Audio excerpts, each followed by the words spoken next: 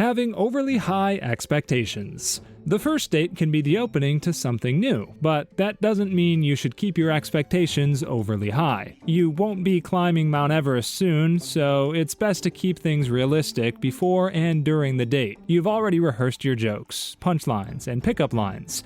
You practice the perfect delivery in front of your bathroom mirror for 30 minutes, but when delivering them, you hear crickets chirping instead of someone laughing or giving you the "I want you tonight" eyes. Of course, you get disappointed with the response because you drew up an entire game plan based on your best jokes and pickup lines. That's what it means to have high expectations. You've already set yourself up for the following scenario, but see question marks on your date's face. It's cooking a steak to medium rare, but realizing it's well done. Enough for someone to say, "Congratulations, you've ruined a good steak." So the next time you're trying to create the perfect scenario, keep things mellow instead of having overly high expectations. Choosing the wrong location. The wrong first date location can ruin everything, even when everything goes perfectly. Every tiny detail can depend on the time and place, making choosing the right location essential. You've set yourself up with a date who loves art, serenity, and peace, but you decided to bring her to a haunted house.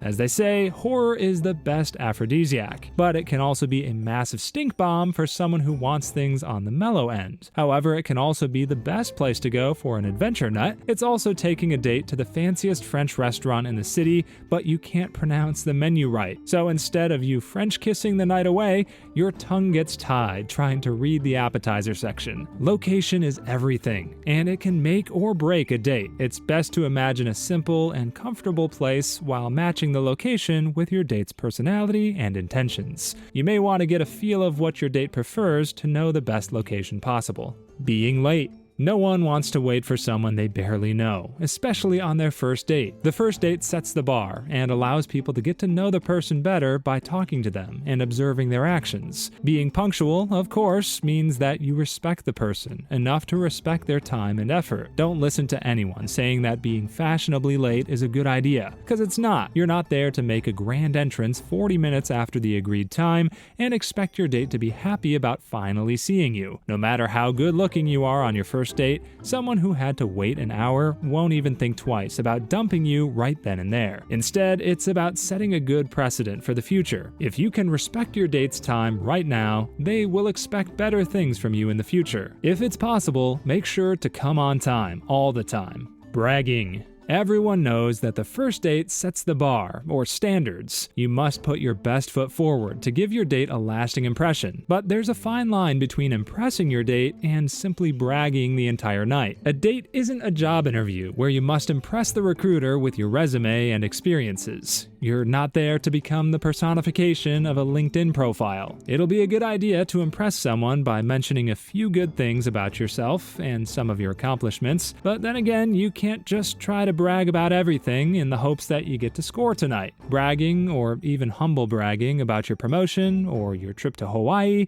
is like trying to inflate a balloon with a hole in it. The balloon will remain flat, regardless of how much air you pump. There might be a few instances where bragging can get you what you want from your first date, but it's best to keep things funny, light, and realistic, because there's a difference between being confident in yourself and being a politician trying to get re-elected. Doing something that doesn't match your personality. If you've ever auditioned for an acting role in the past, you'd know that this is the same situation. You're acting like someone you're not, and doing things that don't match your style and personality. In the same way, if you want your first date to be a hit, don't do something that doesn't match your personality. So if you love spending entire days binge watching Netflix shows instead of going out to go clubbing, it's going to be a bad idea to try to impress a date by taking them to a club. It probably won't hurt busting out a move once in a while, but you're going to look like a fish out of water, flopping around the dance floor in front of your date. This could work in some cases because it could be a funny memory,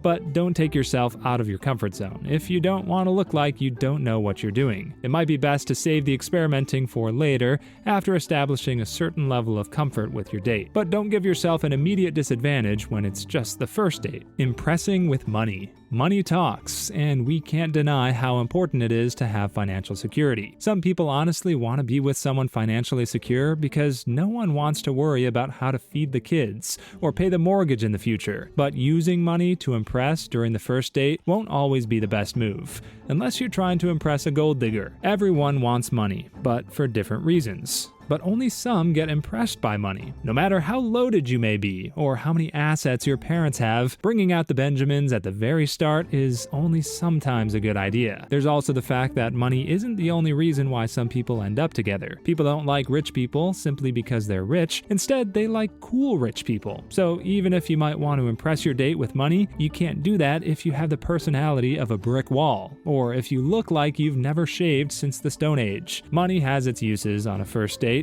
but you can't immediately use the "I'm rich" card, especially if you don't want money to be the entire theme of your relationship. Instead, impress yourself with your personality and the way you present yourself. The money aspect will be a bonus. Being unaware of your intentions. Different people date for different reasons. Some want to find someone serious, and others simply want to find someone to share a bed with at night. But some people don't know what they're looking for when dating. It's like they're unaware of their intentions. Being unaware of your intentions can be one of the worst things on a first date. It's like attending a job interview without knowing your strengths and weaknesses and how your skills will fit in the job you're applying for. Things are going to get awkward quickly. Your intentions can set the tempo right from the start. If you want a serious relationship, getting to know your date and what they want from a relationship can be an excellent way to start things off. You can get flirty immediately if you want to find someone to sleep with, but you can't get too flirty from the get-go if you're looking for something serious. Think of your intentions as your playbook.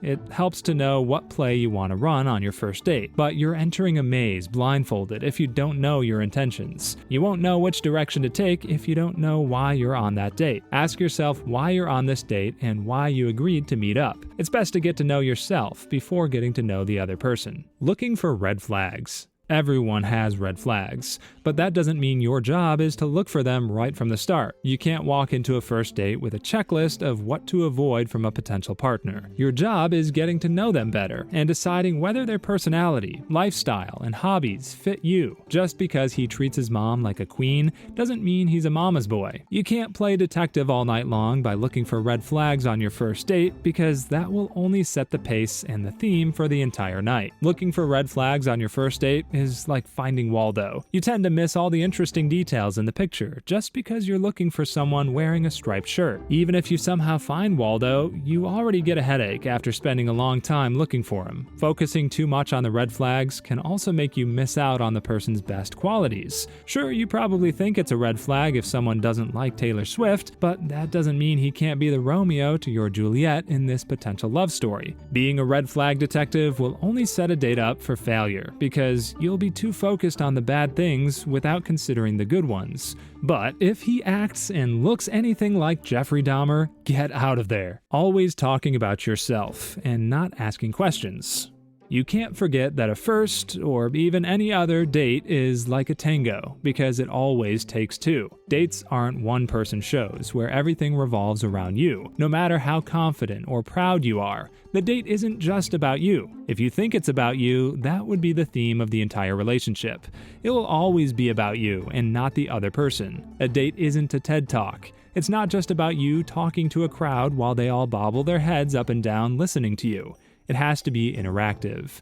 You need to ask questions to get to know the person and for them to feel that you're also interested in them and not just in yourself. It's like navigating a foreign country without asking locals or bringing a map. You'll never get to where you want to be. In the same way, not asking questions during a first date will leave you clueless about the person's life and whether or not you're compatible with one another. It always pays to be inquisitive when looking for a potential partner instead of a potential bobblehead figure. Always checking your phone. We live in the smartphone era, where we do almost everything through our phones, but that doesn't mean you should also use your phone the entire time while on a first date. The first date should be the best time to put away that connective device to try to form a genuine connection with the person in front of you. Constantly checking your phone also paints a bad picture. It could make your date feel that you're more interested in something else on your phone instead of them. You could be texting someone else, or more interested in checking out those Instagram models instead of listening to the person in front of of you. If you're already comfortable with one another on your third or fourth dates, checking your phone occasionally won't help. But if you're on your first date, which sets the entire relationship tempo, it's best to keep that device in your pocket unless it's an emergency.